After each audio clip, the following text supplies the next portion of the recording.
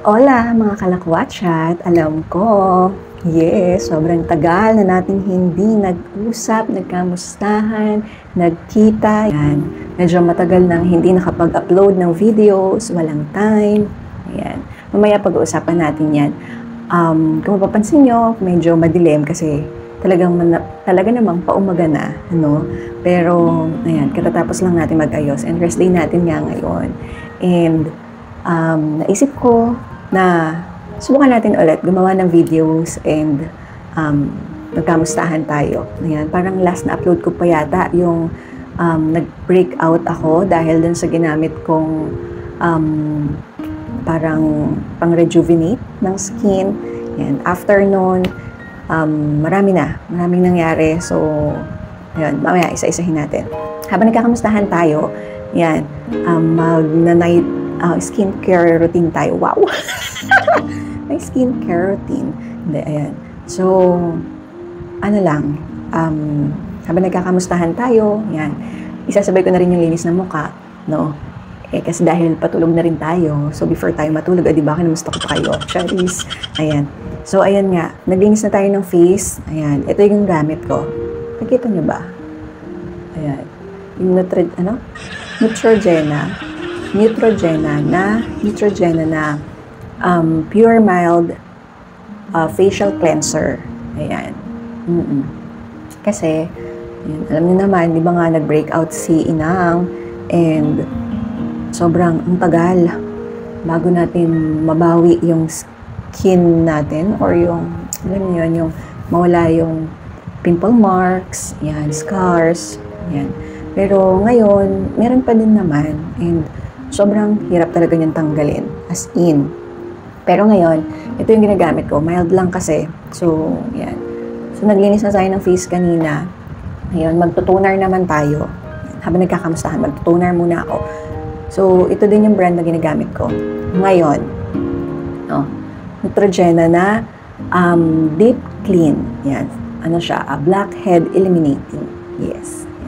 So, kung gusto nyong itry, pwede din naman, humanap tayo ng pwede natin gamitin na hindi masyadong oily sa face. So, ito nga yun. Tsaka, iwas blackheads. Yan.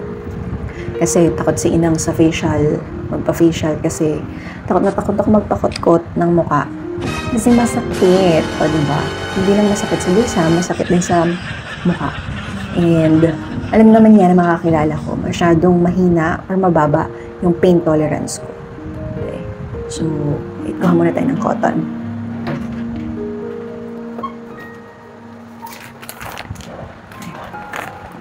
Ayan.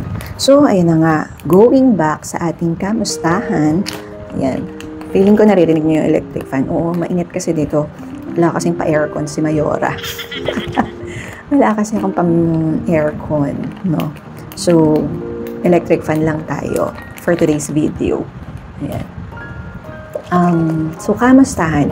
Bakit nga ba ang tagal bago nag-upload or nag-vlog ni Inang? Ayan. Kasi, madami talaga tayong pinagdaanan. Actually, yung breakout natin, hindi lang yan dahil doon sa mga ginagamit natin.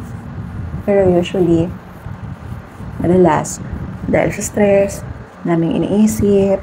Oo. After pandemic, mga kalakwatsa, sobrang daming pagsubok sa life, you know. Oo. Patawa-tawa lang tayo, pa-upload tayo ng videos. Yan. Actually, nung pandemic, nung bumalik tayo, no, nung nawala na yung lockdown, yan, nakakapag-vlog pa ako. Pero, yun nga, medyo may pinagdadaanan na tayo doon. No? Pero kailangan kasi nating labanan and hindi kasi natin pwedeng, sabi nga nila, ang problema, hindi mo siya pwedeng tambayan. No? Kasi baka mawala ka sa ulirat and ang daming alam niyo yun, ang daming pagsubok sa buhay. Yan. Ano na yung financial? Siyempre lahat naman tayo, pinagdaanan yun, diba?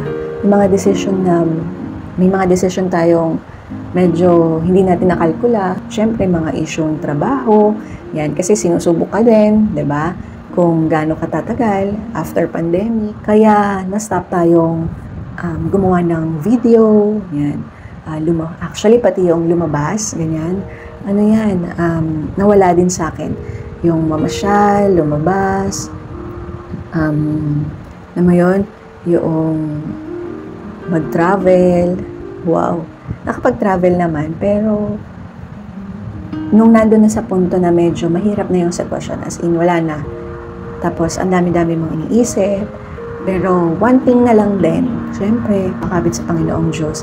Kaya, ito, yan, nakasurvive naman si Inang. And, feeling ko, kaya na natin ulit gumawa ng videos, ng vlog.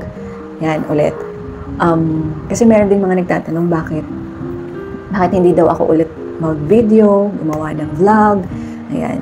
Pero sa totoo lang kasi, lumating ako sa punto na hindi ko alam kung may kay pa ba tayong gumawa ng video, bigay ng inspirasyon sa iba, gano'n. So, wow, ang drama, no? Yeah. Tapos, naging busy sa work. So, kailangan nating mag-lie low sa video editing or sa paglarga. Yan. So, yan. Tapos na tayo mag-toner, mag-moisturizer tayo. O, diba? Fan ako ngayon ng Neutrogena. Hindi ko nga alam kung Neutrogena ba. Neutrogena. Oo, medyo fan tayo ngayon ng Neutrogena. Kuha lang tayo ng konti lang. Oo. Ito naman, Neutrogena na to. Yung ano to? Ay, sorry naman. Yung Hydro Boost nila. Hyaluronic acid. Water gel siya. So, hindi siya greasy sa mukha. And, yun, watery siya. Siyempre, hindi greasy, hindi watery. Yung, magaan lang siya sa face. Yan. At, mabango siya. In fairness. Yan, mabango siya. Yan. Okay. So, yan. So, yan. Continue na natin ang chika, ang kamustahan. So, ayun nga. Buti na lang din, meron tayong family na, nandiyan, support sa anumang pinagdadaanan. Diba? Tapos, friends. Yan. Mga kaibigan na nandyan. Diba? Support na lang, payo. Yan. Ang bango. So, yun. Kung maniniwala kayo, yan lang ang night routine. O, diba? Yan lang ang ginagawa ko sa buhay. Yan lang ginagawa ko sa night routine ko. Facial wash, toner, and then moisturizer. That's all. O, diba? Yun lang. Sa ngayon, yun lang. Yan. Takot pa akong maglalagay. Yan. Okay? Ayun nga. Talaga natin ang ating chikahan. Yan. Bago ako matulog. Yan. So, ayun. Sabi nga nila, darating ang pagsubok sa buhay, pero bawat pagsubok may rason, diba? May mawawala, pero may darating na biyaya. O, diba? Naniniwala ako dyan. Kasi, subok ko siya. Sa totoo lang. Itong nagdaan na taon sa akin, sobrang nasubukan ko siya. Yan. May mga bagay na nawala sa akin, pero para din po sa kaalaman ninyo, ayan, kung makikita nyo, diba, sa background, di ba na yung setup? O, diba? Di ba na yung, ano natin, yung itsura? Kasi nga po, yan, nabiyayaan naman si Inang ng kanyang tunay na tahanan. Tunay na tahanan! Oo, kasi hindi na tayo for the renta, you know. And, yung lakas ng loob, syempre galing sa Panginoong Diyos yan, sa pamilya, sa kaibigan. Yan. Pero isa lang yung natutunan ko na huwag kang bibitaw sa magagawa ng Panginoong Diyos. Okay po, napaka-religious ko sa partner. Pero hindi, totoo yun.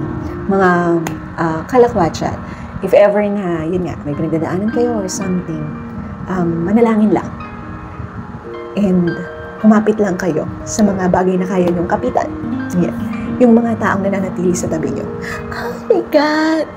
Ang drama. Ayan. Iyakin lang si Inang. Ayan. Pero, I'm okay na. So, oh my God. Oh my God. Pag nakita ng mga kaibigan ko, sasabihin nila akong ako. Ayan. Diba? Parang tanga. Okay. Yes, yung moisturizer ko. Charis. Ayan, ang pangit na. Subukan natin ulit bumalik. Yeah. Dun sa mga nagsasabing, balik na, mag-video na ulit. Eto, subukan natin ulit. Kaya lang, syempre, hindi naman tayo makalarga. So, pagsigaan nyo kung ano yung mga kuhanan natin ng video sa araw-araw nating buhay. Oo. And yung mga experiences na pwede kong i-share sa inyo.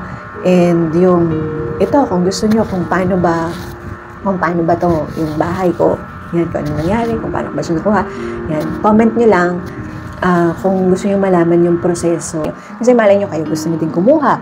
O kaya, may plano din kayo. O, diba? At least, makakuha kayo ng idea sa akin. And, lakas ng loob. O, diba? Nag-iba ako ng pangalan, ha? Kung hahanapin nyo yung aking YouTube channel, ayan, ginawa ko na siyang Inang. Total naman, pinakamadaling spelling, pinakamadaling banggitin, pinakamadaling tandaan yung Inang. At Inang din naman ang tinatawag niya sa akin. So, yan, nag-decide na nga ako na gawin ng Inang yung YouTube channel. Yun yung pangalan niya. So, Inang. O, alam niyo na. Type niyo lang yung Inang. And makikita nyo na si Inang. Pero hindi na kayo mahirapang hanapin si Inang. Okay? At di nyo makalimutan si Inang. Ako lang yung Inang na hindi pa masyadong matanda. Konti lang, malapit na. So, ito na nga, hindi ko alam kung sanay ba yung kapitbahay ko sa maingay na nagsasalita mag-isa. O, diba? Kasi nga, ayan, nag-vlog tayo. Ayan. Okay. So, that's it for today's video, mga kalakwatchat. So, hanggang dito muna ang ating video. Kita-kita tayo ulit sa ating next vlog. Ayan, wow, vlogger ulit. Ayan. Sa next video natin, kita-kita tayo ulit, mga kalakwatchat. Don't forget to like and share my YouTube channel. Ayan, sana na-enjoy nyo or sana ma-enjoy nyo pa yung mga previous na videos ko and yung mga darating pa. And hopefully talaga, madire-diretso natin itong pag-upload natin ng video. Ayan, pasensya na talaga sa electric fan kung sobrang ingay. Okay? So, click nyo na po ang aking YouTube channel, subscribe, and follow my social media accounts. Okay? So, that would be all. Tara nang lumarga, mga kalakwatchat. Bye!